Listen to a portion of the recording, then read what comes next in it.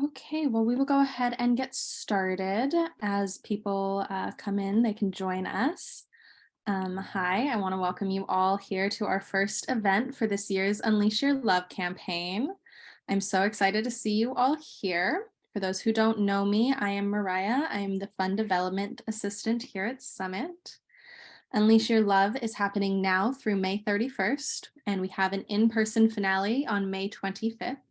You can find more information about Unleash Your Love, how to donate, how to buy tickets to the finale, and how to register for the rest of this month's events at our website that I have gone ahead and put in chat for anyone who needs that link. Tonight's event is made possible by our wonderful sponsors, including our gold level sponsors, Levitt Capital Companies and Providence Health Plan, our silver level sponsor, Dwayne Lane's Skagit Subaru, and our bronze level sponsors, Sam's Cats and Dogs, Her Mobile Foundation, and United Access. We're so grateful to all of our sponsors' support, which help make it possible for us to continue to make life-changing partnerships between people and dogs. We have two of those dogs here with us today, Queso and Quantum, along with our staff trainer, Lindy, who's going to show all of you some of the skills that Summit dogs learn to help out their partners. She's also going to tell us a bit about how these skills can be helpful for any dog, not just a service dog, especially when it comes to taking cute pictures of your pups. Lindy will be taking breaks throughout the event to answer any questions. So if you have any training related questions, please put them in the chat so that we do not miss them. If there are any questions that we aren't able to get to in the moment, we will be taking a bit of time at the end as well. I'm going to ask everyone to remain on mute and with their cameras off throughout the event so that we can keep our focus on Lindy and the dogs. Again, if you have any questions or comments, you can put them in the chat. I'm now going to hand things over to Lindy so we can go ahead and get started. Take it away, Lindy. All right. So today I thought it would be fun to do some behaviors that, of course, we train our service dogs, but also that might be fun for you all to do along at home if you want. If you want to get your dog out and get some treats, go for it. And you can do this along the way, or if you want to take notes, you're welcome to too. Hopefully you'll get some tips out of it. But the behaviors I'd like to cover today are stay. And our other behavior is paws up. So that's having the dog put two front feet up on something. These are just the cues that we use, but of course you're welcome to use whatever cue you want for these behaviors. Another cue is dress that we use to have the dogs dress into their gear, and lap, and hopefully we'll get to watch. So gearing up goes along with paws up, and I'll show you how those two things go together. But I think you'll like this tip on how easily you can make it on yourself to gear up your dog, especially if you have shorter dogs. And then our lap behavior is where the dog puts two front feet, their forearms up on our laps. So they're nice and close to us. And then for watch, that's the behavior for the dog to give us direct eye contact. And so all of these behaviors I found personally as a picture taker of many, many dogs are very helpful in getting some good photos and used as positioning cues. So it really helps to get a dog to stay in place when you want maybe a picture of them with some scenery or some flowers. Those tulips are out right now. And so you can get some really excellent flowers up in Skagit Valley right now. And I sure did use a whole lot of stay and watch to get the dog to look at me while I was taking their picture with my cell phone. So we will get started here. The first behavior I'm going to talk about is stay. And there's a lot of elements to training stay. You could have a down stay, you could have a sit stay, or you could even have your dog stay while they're standing, which sometimes can be the hardest one, just depends on the dog. So typically I like to start the dog with a sit or a down, just because they're less likely to move. So When I'm thinking of what the behavior I want to look like, for me, stay still like a statue. So, and don't move out of place until I release. Our release cue at Summit is free. So I will also use free and reward free as well. And eventually I'll just ask the dog for stay, and then I'll say free and just end up rewarding the free. But I'm going to start at the foundation level for all of you to see how we build a really strong stay foundation. And actually, stay can be trained in a whole lot of different ways. And all these behaviors have different ways you can get them. I'm just going to show you my personal favorite ways of kind of getting stay, pause up, gearing up, the eye contact, all that. So these are just one way to get behavior that I've found to be successful. So I have Quantum with me. He's out right now, and he is ready to demo a beginner stay and how to get that. So I'm going to move my chair out of my way here. All right, and starting off, we are going to want lots of treats. And I typically like to use, we use like Charlie bears because they're low calorie and the dogs like crunching them, and they're large, so they're easy to deliver as a treat. If you've seen any of my little chats before, you'll know that I also like to train just with their regular kibble because I do a lot of training. And it's just easier to do use their daily food rations for that. So if you have a dog that isn't quite as food motivated or as motivated by like their regular daily kibble rations, you can certainly use items that are higher value to them, like little tiny pieces of string cheese or hot dog. So that's fine too. But today I'm just going to use some Charlie bears. So see here. Nope, we'll want to see him. Okay, so our ultimate goal, right, is to be able to have the dog sit, maintain a stay, and if we don't want a picture of just their nose, right, we need some distance. So part of stay, one part, I should say, is the D word of distance. And so that's the first thing I'm going to work on with Quantum here, is just getting a little farther away from him. Sit. Yes. So I have plenty of treats, and each time I'm going to say stay, and then I'm going to make a slight adjustment in between a stay. I'm going to do something, a little bit of movement, but not much. Yes. Even getting down low like this, in between me saying the cue. So stay. Little tiny footstep back, yes, and reward. Stay, yes.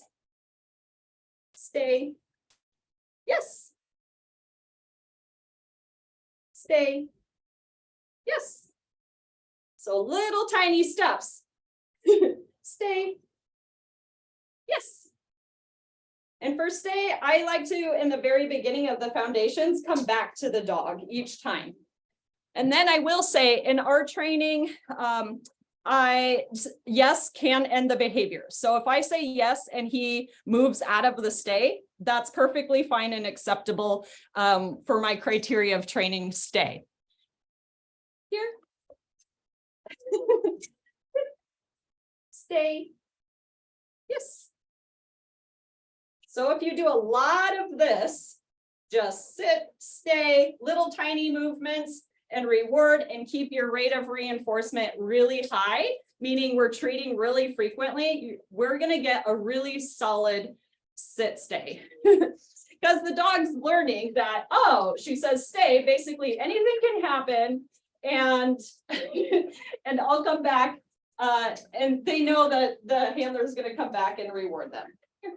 So if we wanted to do a down stay, down, we just do the same thing, stay. Once we say stay, we're just going to make a slight adjustment. Yes, with ourselves. Stay. Yes. All right. So I did a little bit of free. Yes. So I did a little bit of distance there. Like you could even do a half a step. Some dogs get really excited, like this guy, with even a little bit of motion backwards. So sometimes you could use even just a little bit of tip of your body back. You would say, stay, tip your body back, make the slightest motion and come back and reward. You might have to repeat that several times. Just depends on how like energetic or excited your dog is at the time. And so let's see here. So we have distance, then we have direction, right? So maybe I want to have my dog sit, stay while I'm to the side of them, to either side of them. Yes. So I'm going to practice that separately. Stay. Yes. Maybe I want to go behind them. Stay. Yes. Stay. Yes. Stay. Yes. Stay. Yes. Boy. Free. Yes. It's so silly. Okay, so that would be direction. Our other part of stay that we're kind of building in as we do this is duration. So how long can a dog hold a stay? So to do that, you just withhold your marker cue. So in the past, we've talked about marker cues before, but right now I just am making a movement and then I'm marking for each movement I'm making. If I was working on duration, I would just count in my head. And I might use a little bit of distance, or I might choose not to. If I want to completely isolate, if I have a dog who's not very good at holding a sit, then I just might use just stand still, or I could be sitting in a chair. So I might choose to sit on a stool, sit, 1, 2, yes. And I started with 2 seconds, but some dogs require just even a half a second. Sit, stay, 1, 2, 3, yes. And you can choose to count in your head too. I'm just counting out loud so you can get an idea. And let's see, we're gonna try 5 seconds because he's kind of already done that. Here, I'm gonna move him out of place, yes. Reset him, sit. 1, 2, 3, 4, 5, yes. Stay. 1, 2, 3, yes. So notice that time I didn't go all the way back up to 5. When training duration, we like to do what's called ping-ponging. And that's where you go from, if we're doing duration, say, we're doing 1 second to 3 seconds to 2 seconds to 4 seconds. And we're just going back and forth and not always progressing to a longer and longer duration.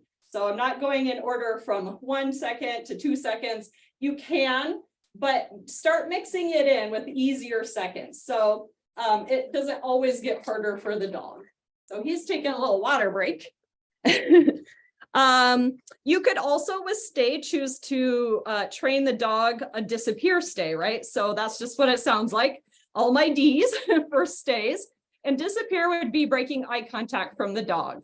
So that'd be like leaving that, telling them to stay, leaving the room, and going into another room where they can't see you. So a lot of times if you break eye contact with them, the dog will immediately assume, oh, you're not paying attention to them. So how do we break that down? Sit. I personally like to break it down by just turning my head away. Yes. So I'm breaking eye contact. Stay. Yes.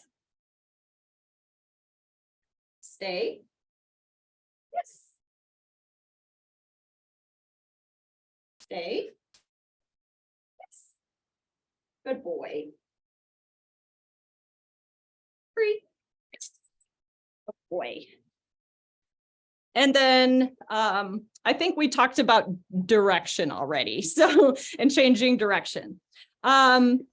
The last bit is a distraction. So we have distance, duration, distractions, disappear, direction. Just think of a D word and try to work on each of those things separately. Pretty soon you'll find you'll be able to combine all sorts of changes with your body, distractions in the environment, all those things, and you'll get a really solid stay if you just work on everything individually and you can start combining them. So I have a squeaker toy here. I've been told squeakers, the sound of it doesn't come through Zoom very well. And so every time I squeak the toy, I'm just going to say squeak. So you all know that I've squeaked the toy. But the reason I'm using a squeaker is if we're trying to get a great picture of a dog, and they're doing a sit stay, sometimes when you put a dog in a stay, they get a really serious face, like, oh, this is where I have to hold really still, right? But you can get a much better picture if the dog's ears are up. Squeak, like that. So anyways, I like the dog to be able to hold and remain in place in a stay while I make a sound. Sometimes I'll make a puppy dog sound. I don't know if this will go through, but I'll be like, that was just puppy dog. Or you can make all sorts of funny sounds with, whatever you come up with, either with a proper, whatever sound you want. But sometimes some people use cell phone sounds too. But it really helps to get a great picture with their ears up, looking happy and alert. And if you incorporate a sound, easier said than done if you want them to stay in place, especially if you're using a squeaker. So remember to practice this before you actually need it in the tulip fields or wherever, a great landscape. So I'm going to ask Quantum to sit, and he wants to play with this so bad. But I'm going to break it down for him, letting him know I still want him to remain in place. Yes. I'm going to reward that. And now I'm basically going to squeak, treat, squeak, treat, squeak, treat, squeak, sit.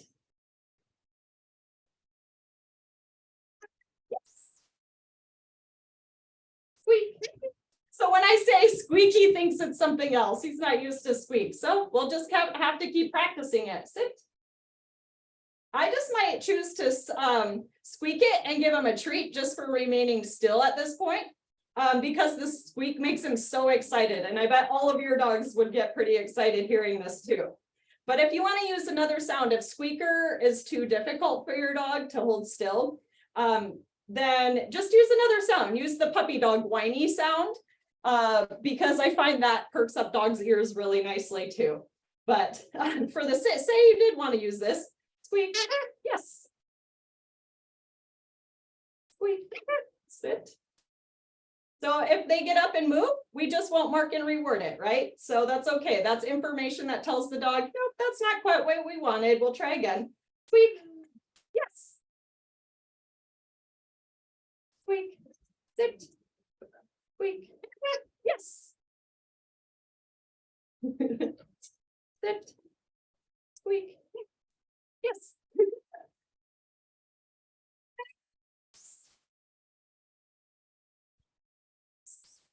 All right, so I'm going to incorporate a little bit of distance because again, I'm going for like a good photo, right?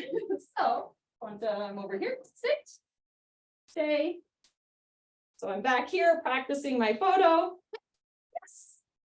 I squeaked the toy, he stayed. I'm going to give him a treat. I'm not really taking the photo yet, practicing, right? Practice will get you much farther in the future. But if you want to, just, if you haven't worked on this at home, this works great on the field too. As long as you have some treats to keep high rate of reinforcement. Squeak. Yes. Squeak. Yes. Bye. Free. Yeah, I just realized that squeak and free sound the same. No wonder he was getting up. So I have to be careful about my cues. All righty. So Lindy, we have a question about how old Queso and Quantum are. Oh, they are 20 months old. And they are brothers. So there we go.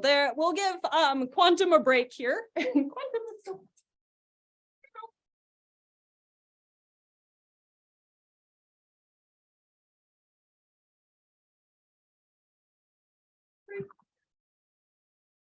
Okay, so now I have Queso out, and Queso is going to show you paws up.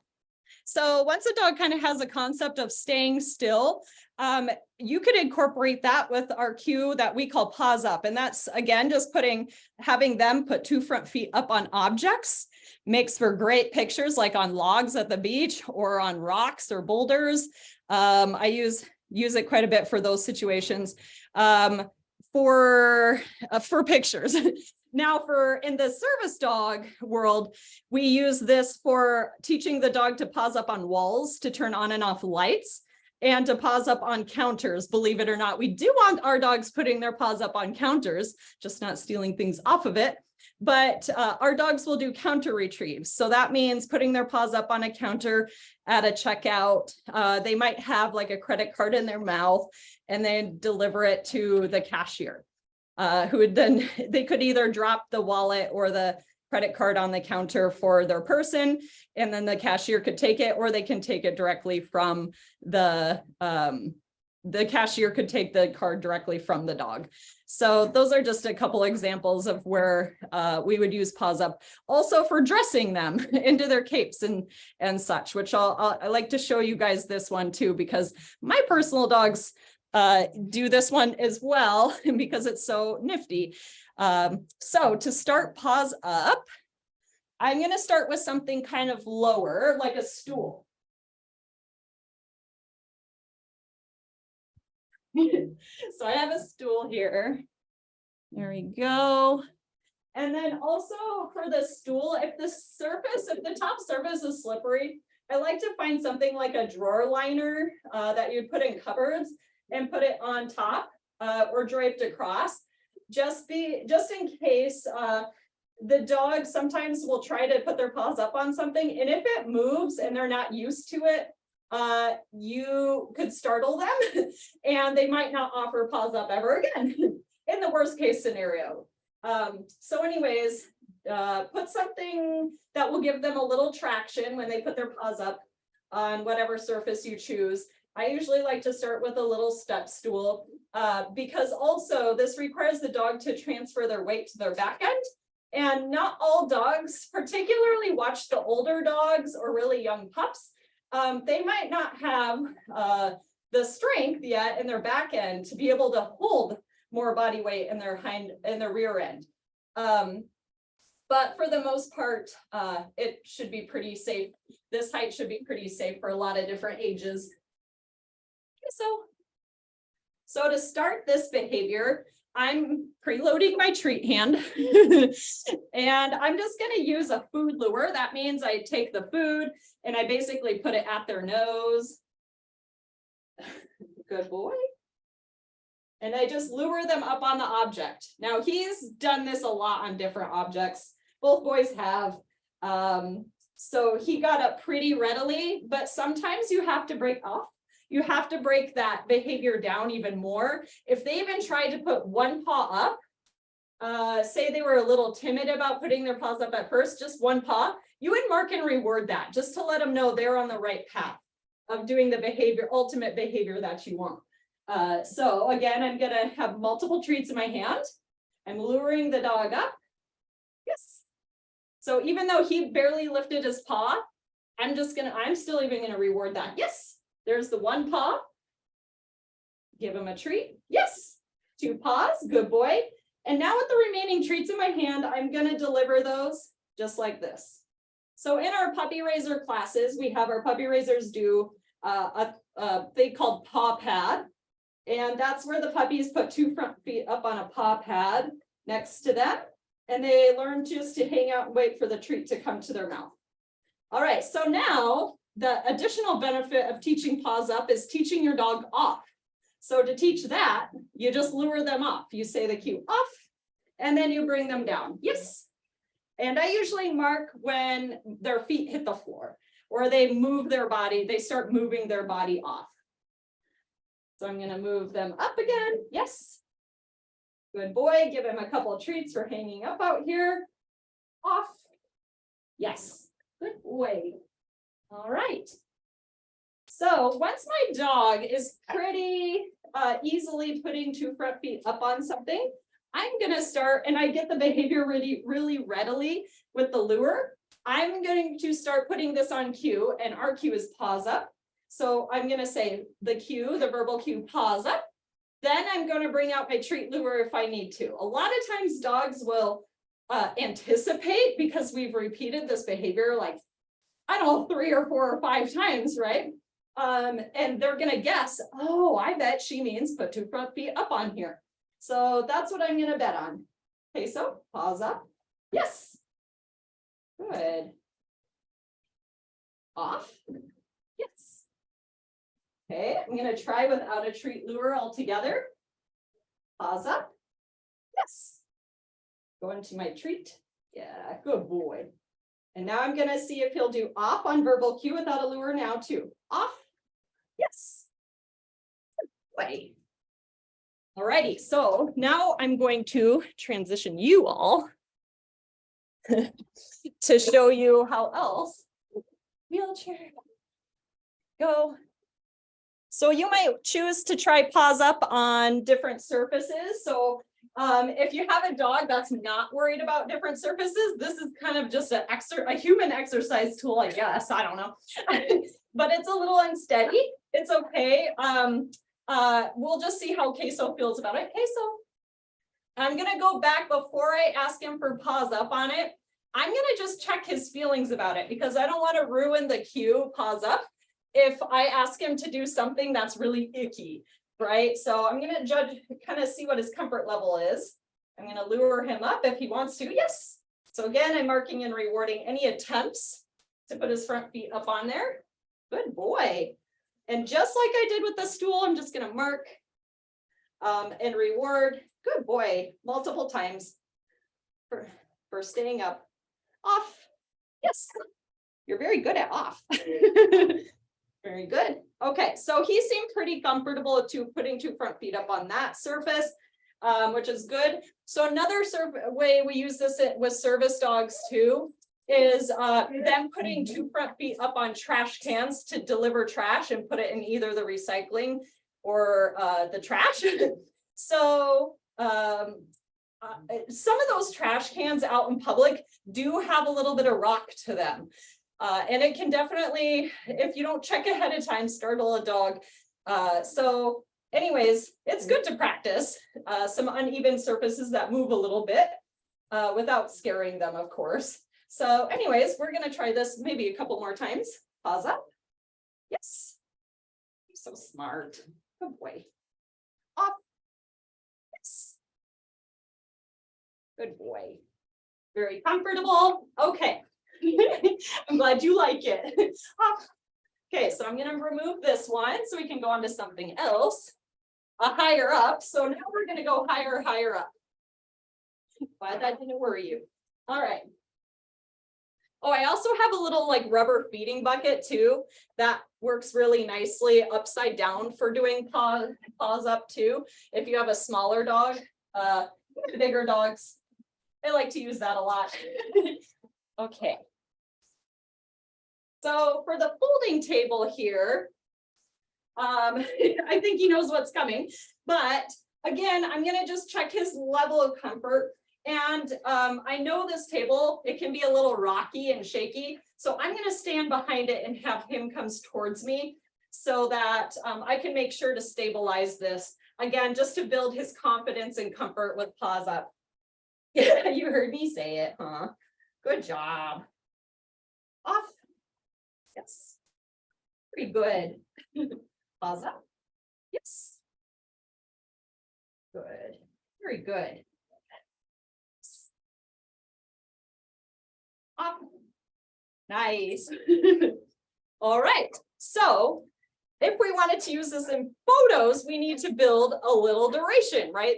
They need to be able to hold it. So just like stay, we could ask for pause up, count 1, 2, mark and reward, off. I like to give them a little break with pause up because it can be very tiring for them to continuously go up onto their back end, especially if the dog is not used to it or hasn't done a lot of like strength training in their rear end. You okay? So to start that, I'm gonna go back to my stool. If I'm adding duration, I want to go back to something easier that they can hold pause up on a little longer. So I'm gonna go get my phone. So again, we're trying to practice. Whoop, I tripped on you. Pause up. 1, 2, yes. You were trying to climb up on there, I think. Off. Yes. Wait, pause up.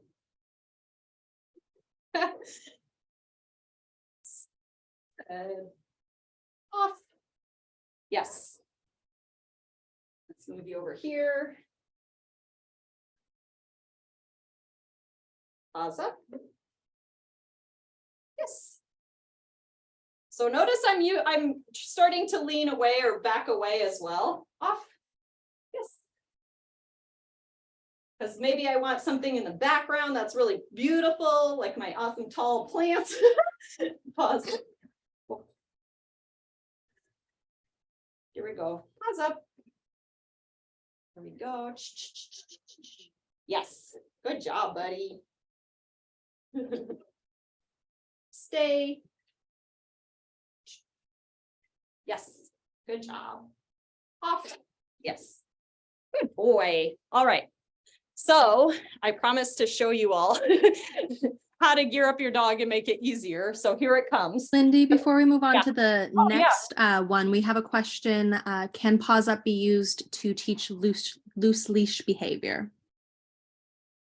Yes. I wonder if that's coming from one of our puppy raisers. In a way, yes, it can be a foundation skill for it, for sure. But not in the way you'd think. It's more of like a positioning sort of foundation. So for loose leash walking, we want the dog standing next to us, right?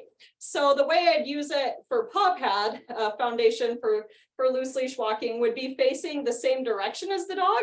So I'm going to line up Queso and we're going to face the same way. Pause up. Good.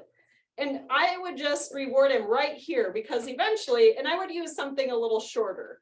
So, but the dog, look at how much they're getting rewarded for being right beside you.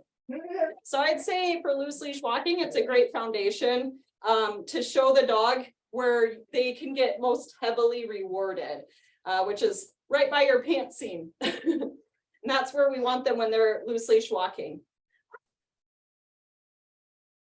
Oh, that is hilarious. You're a little circus dog. Okay. Any more questions on that one? Oh, wait, I still need this. I showed you. Okay, so pause up and dressing.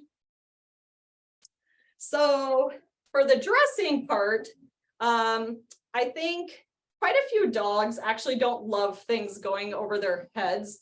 And if you think of, I guess for service dogs, our ultimate goal, I'm gonna move you, Queso, here, down. Good boy. Our ultimate goal is for the client just to be able to very simply hold their gear, like their walking harness. So most of our dogs go out in a harness or at least a flat collar and then a cape. And the ultimate goal is for the client to be able to just hold it and the dog finds the loop and pushes their head through and stands still for dressing. So I like to take it a bit further too, so that the dog is doing paws up or standing up, so that this girth strap can go under them and be more easily attached. Because when you're having to dress a dog, you're usually having to bend all the way down. So eventually it'll look like this. Okay, so free, dress, and they push their head through. And then if I'm this low to the ground, buckling that girth strap is really easy, and he's nice and still, which is exactly what we like. Yes. It was a good boy. All right. But if I'm a little higher up, I like to use the bumper of my car or the back of a car to help them get dressed. And this also helps the client access this girth strap a little easier to get them dressed. Just so, pause up, dress, And I have duration built on him already. You can tell because he's holding it this whole time, right? But look how easy this is to dress the dog. And he's so still. It's very peaceful dressing. Yes, very good. Good job. Clients can also use this paws up skill for brushing their dogs too. So it makes the dog's body easier to access. Off. And we'll try a little bit higher elevation. So we'll pretend this is like the back of a car bumper. Here, get my chair.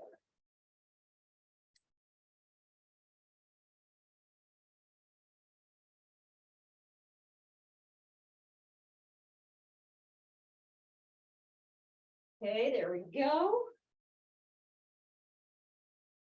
Okay, so we'll do that one in a bit. Awesome. Wait. Get my stuff ready. Paws up. Here. There you go.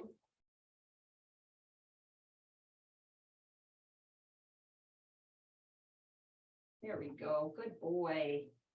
Good boy. Yes.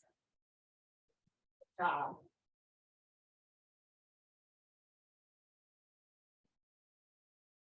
Good. And then if I want to get it off, I would use the same behavior. Okay, so paws up. Good. I know I rolled into you. Paws up. Boy. Good. Off. Yes. Very good. There you go. Good job, buddy. All right. So there's a paws up. Okay, so for our next behavior, we're going to do lap. So lap is a behavior that we have the clients use to get the dog nice and close to them. And for pet dog people, you could use this as a really cute way to get your dog nice and close to you for photos. Okay, so I'm going to leave right there, actually. So lap is this behavior that he's doing, and it looks just like this. And this makes for nice portrait photos. So if you were just to take a picture of like our head, he's just draped across me. He loves this, but it makes for really nice, easy petting here. But yeah, it makes for better portrait and picture close up. So this is the behavior to get it off. There comes our off too. Yes. You do that pretty much the same thing as you do with getting a paws up behavior. You take those treats and you can lure the dog up on your lap, and you'll find some dogs are kind of hesitant to touch people sometimes, even if they know you, right? It depends on the dog. So I might just, he knows it too well. But you just lure them across. If they know a hand target, you can use a hand target too to kind of have them get up. And then once they're on your lap, you just give them a couple of treats. But really, dogs enjoy most dogs enjoy the contact they get with this. So you don't have to use food continuously for rewarding this behavior. I just usually like to use petting. But this, for the client, gives them very easy access. Some of you have heard our Q visit, where the dog puts their chin on our thigh. So this acts the same way, allowing the client to get to access to the dog's face a little closely. So if the dog, they suspect there might be an ear infection, we can easily just lift the ear, look inside, look in their mouth, right? You might need to be on your other side. You're such a good boy. Your teeth look very nice. Look at your eyes. Oh, you're so handsome. Yes, you are. All right, and off. Yes. And so for this one, I like to actually, depending on the dog, like to reward the off cue much more frequently than I like to reward the lap cue, because sometimes they don't want to get off you, and it's important, especially for our clients, that the dog get off when cued to do so. So that was good. All right. The other way clients can use lap is dressing them again too, to get closer access to the dog. Lap. There we go. Buckle you up. Very good, buddy. Nice. Good job. Ah. Yes. Good boy. All right. Any questions on any of that? No. Okay. Next, let's see here. Watch. Jason, hello. I'm going to get Quantum back out.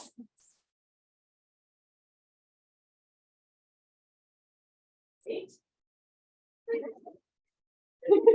Here he comes. And I'm going to move you all back up here.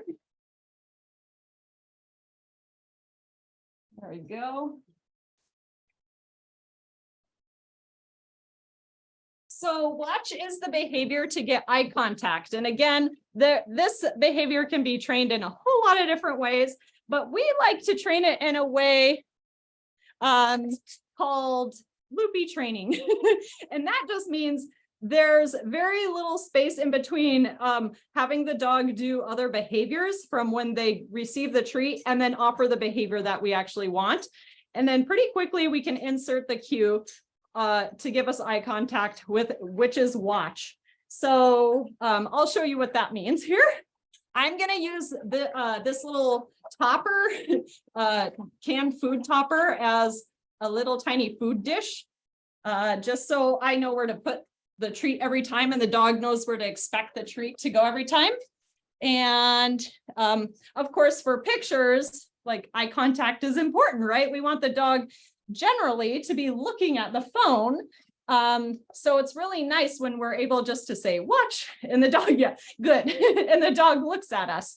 For our clients, using watch is a great way. If there's a distraction in the environment, our watch does come with duration built in as well. So if there's, say, a dog in the distance or something, or you want the client wants the dog to redirect away from maybe a person that they don't want the dog to interact with, they could use watch to just redirect the dog's attention to the client.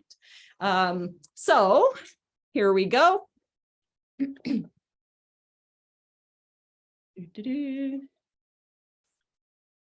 And it will be, might be a little hard for you guys to see when he's looking up, but I think you'll be able to tell. Okay, so first, I'm going to have my treats again, and I'm going to put one on the plate. Let him eat it. Yes. And when he starts to look up, yes, is what I'm marking. Yes. So I'm waiting for him to look up. Yes. I'm putting it on the tree. Yes. Good boy. Yes. So that time I waited for a little eye contact. Yes.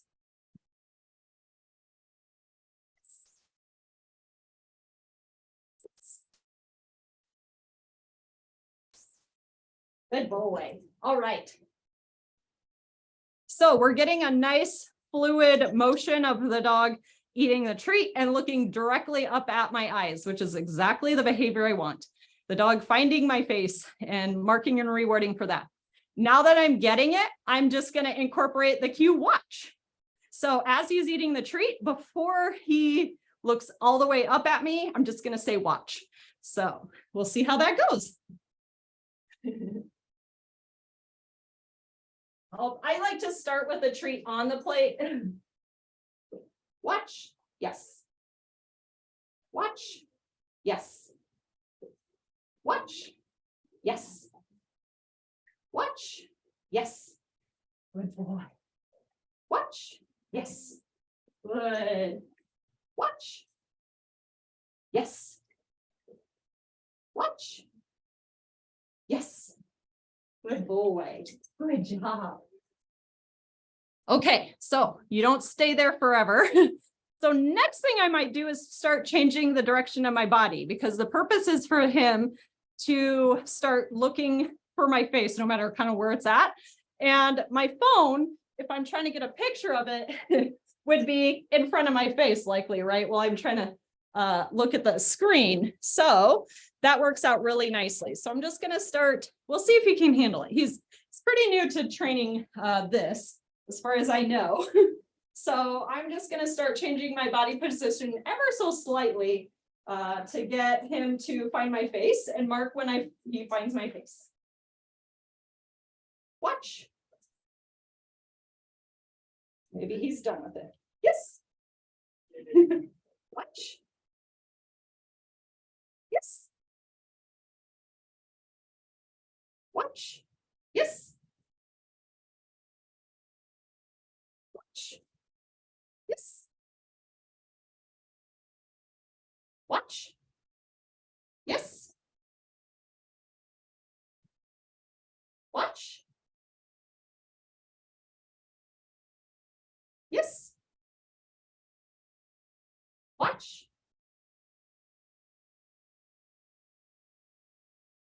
Watch. Yes. Good boy. All right. Good job. So I'm going to give him a little break there and stop there because I was losing my good clean loop. He was starting to kind of stare at the floor a little longer. And that just tells me for his training and knowing his personality, he just needs a little break. And then I don't want to make it also harder if there's a lot of time. A lot of time to me is like 3 seconds. 1, 2, 3, right? If the dog hasn't responded within those 3 seconds, something kind of needs to be adjusted to keep the dog giving the behavior very readily and quickly in these beginning stages of training. So, all right. Lindy? Yeah. We have the question, does it get confusing for the dog since the reward is down, but you want him to look up? Not once you transition out, because eventually I'll start rewarding not down. I might start rewarding to the side of my body instead of. So you can just, as you find you're getting success with the dog looking at you and finding your eyes with that cue, you can start rewarding them different locations instead of on the ground. I hope that answers it. But the reason I reward on the ground and standing directly in front of the dog like that is because they naturally get done eating and just look up. So that's why we use, well, I shouldn't say we, that's why I use that sort of way of training watch. I know other people in the past have used like this, where they take the food and like hold it off to the side and wait for the dog to look at them. But I found I don't like having my arm cue out as something I have to eventually fade away, right? I don't want to have to hold the cookie out then to wait for the dog to look at me. By doing it this way and just rewarding on the ground and having the dog look up, I have basically nothing to fade out. The cookie tray is just there as a way for me to put something on. If you have like rolly treats, it also contains the food in one spot, because if the treat rolls away, then it's going to throw off that whole really clean training cycle. But you don't have to, if you're really good at just putting the treat on the ground right in front of them, sometimes you don't even need the tray or a bowl. So anyway, yeah. Any other questions? I'm done with all the cues I was going to go over today. So I'm happy to discuss other things like any other training behaviors that people have, questions, training questions in general. I'm happy to try to answer if there are any. Otherwise, I'll just keep babbling about other things, I guess. Okay. I'm not seeing any more right now, but if anyone does have some more questions, please go ahead and put them in the chat for us. Okay, cool. So I wanted to talk more then about maybe some enrichment games you can do with your dog coming into summer. And I just discovered, I can't really say, but I just discovered like doggy bubbles. They're scented for kids and dogs. So anyways, that's kind of fun. Bubbles are generally fun. For our service dogs, we want them, I actually plan to use the bubbles as distraction training.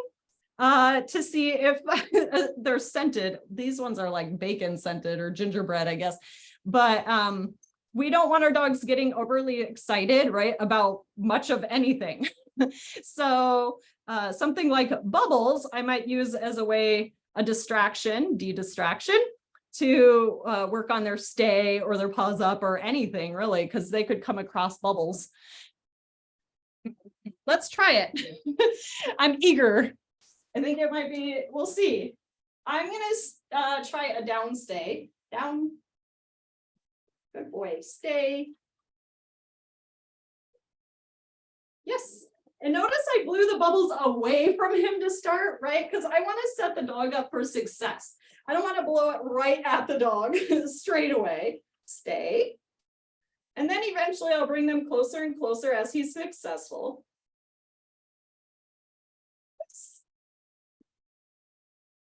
And the more odd things you do while you're asking your dog to stay, the stronger your stay is going to be, especially if you're practicing at home.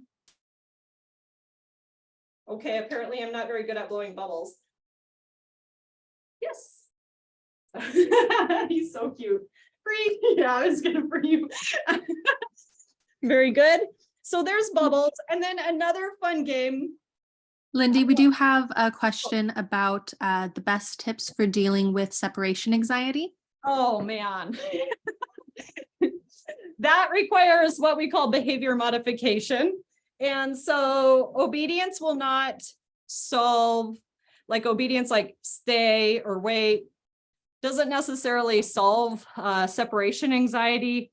But in a nutshell, I have had my very first dog, I did have to deal with separation anxiety and working through that.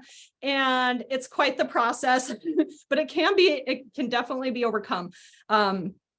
So one is to make departures and the build up to your departure less stressful. So our dogs see what we're doing every day, all day, and people are really good at building routines. We do this, right? Especially when we're getting ready for work. Most people do the same routine of things over and over. So the alarm goes off, they go in the bathroom, they might take a shower, they come out, they get dressed, they get their keys, they get their jacket, they get their purse, and the dog's watching this the whole time. So from the time the alarm is going off, the dog might be saying, oh, to itself, oh no, the human is going to leave me today. So from then on, it's good to mix up your routines or also give the dog something to do during the pre-departure to mix it up. So that's one little tip. And then when you're leaving, leave them with something fun to do, which I would say if you need more separation anxiety tips, you can email and give somebody your email or let us know who you are, and we'll give you more tips on it because it's more of a process. But one of the things I did with my separation anxiety dogs that this actually goes into really nicely is playing a find it game or a searching game with their nose. That helped significantly. So basically, before I left, I put a bunch of food piles all over the house in easy to access locations on the floor. Or I left out a ton of boxes. So a lot of us have a lot of boxes or little Tupperwares or, plastic containers or whatever. And I put food in them. So they're little food stashes. And you could also leave out, I usually for separation anxiety dogs, I would recommend doing something easy, super duper easy that smells super duper good. So like little pieces of stinky string cheese or a hot dog or something like that, that's high value. But for regular dogs without separation anxiety, you could freeze a Kong and do the same thing. And you just take your box, and you might have a lot of boxes, and we'll stay in frame here, but have a whole bunch of things and stool. There we go. And you fill your Kong and you play the find it game. You find your Kong or find the food pile or whatever. So this one's pretty easy to start. You do have to train it sometimes. The dog might not know how to use this sounds funny, but they might not know how to smell very well. initially. It's a trained behavior in some dogs. So don't give up if your dog doesn't go for it right away. Just make it easier for them in some way. This boy is good at sniffing, and he enjoys his puppy raiser played Find the Kong, I'm pretty sure. So we're gonna have our Kong filled with a couple of treats here. I'm gonna put it in a box just to start him off and say, what's in there? And you can help them, that's okay. Good job. And when they find it, if they're not quite sure how to get the treats out, you can kind of dump the treats out and make it a game, interactive game with you and the dog. Or you could make it just an independent game where the dogs, you just leave them alone. You say, find it. You can help them out a bit in the beginning of finding the treasure. But over time, you kind of step away and let the dog do their thing. And for separation anxiety dogs, it's so nice because it gives them something completely different to focus on than, oh my gosh, you're leaving. Okay, so I'm gonna put it back in the box, find it. That is about the end of our time.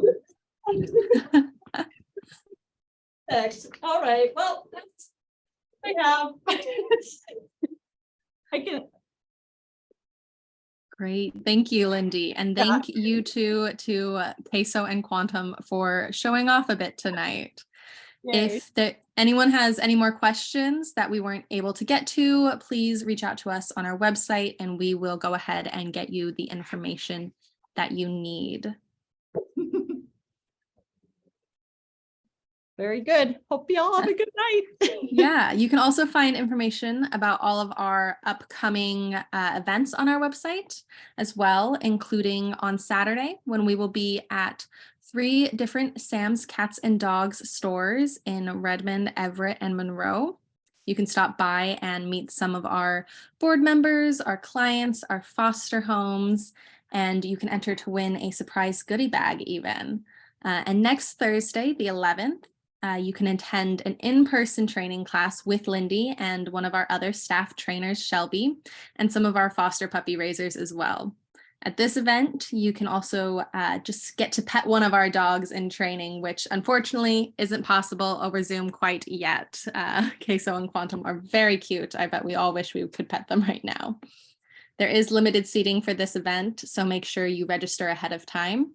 You can also buy tickets on our website for our finale event, which is also limited seating. So make sure you go ahead and get those while you can.